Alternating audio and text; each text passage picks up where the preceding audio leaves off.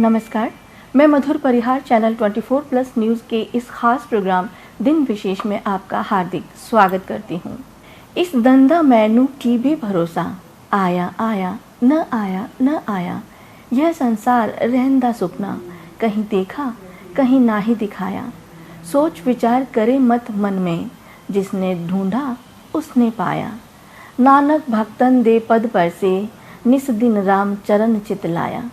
गुरु नानक सिखों के पहले गुरु हैं। इनके अनुयायी इन्हें गुरु नानक, बाबा नानक और नानक शाह नामों से संबोधित करते हैं। गुरु नानक 20 अगस्त 1507 को सिखों के पहले गुरु बने थे। वे इस पद पर 22 सितंबर 1539 तक रहे। गुरु नानक देव जी एक महान दार्शनिक थे, जिन्होंने मनुष्य को सही मार्ग दिखाने का और समाज से कुरीतियों को मिटाने का कार्य किया था। हर साल सिख धर्म के संस्थापक और सिखों के पहले गुरु गुरु नानक देव जी की पुण्यतिथि 22 सितंबर को मनाई जाती है। एक दार्शनिक होने के नाते उन्होंने यह भांप लिया था कि यह कुरीतियां न केवल समाज को खोखला कर रही हैं, बल्कि इससे मनुष्य पतन की ओर जा रहा है। इसलिए बाबा नानक ने समाज को नई दिशा दिखाने का कार्य किया। नानक साहब का जन्म तलवंडी नामक स्थान पर कार्तिक मास की पूर्णिमा तिथि को हुआ। यह जगह रावी नदी के किनारे बसी हुई है। आज इस स्थान को ननकाना साहिब के नाम से जाना जाता है। बचपन में नानक देव जी के साथ कई चमत्कारिक घटनाएं घटित हुई, जिसने उनके आध्यात्म की ओर बढ़ने के लिए मार्ग प्रशस्त किया।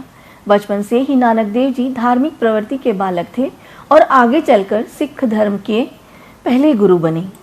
नानक गुरु का व्यक्तित्व असाधारण था। उनमें पैगंबर, दार्शनिक, राजयोगी, गृहस्थ, त्यागी, धर्म सुधारक, समाज सुधारक, कवि, संगीतज्ञ, देशभक्त, विश्व बंधु सभी के गुण उत्कृष्ट मात्रा में विद्यमान थे।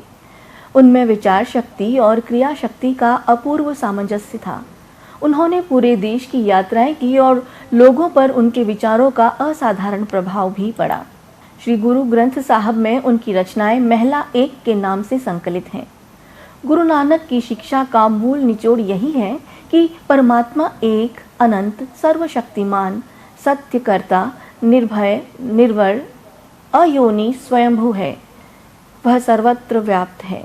मूर्ति पूजा आदि निरर्थक है।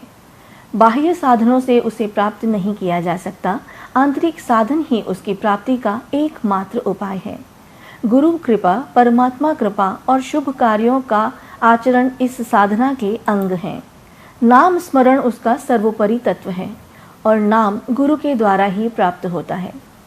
गुरु नानक की वाणी भक्ति, ज्ञान और वैराग्य से ओतप्रोत है।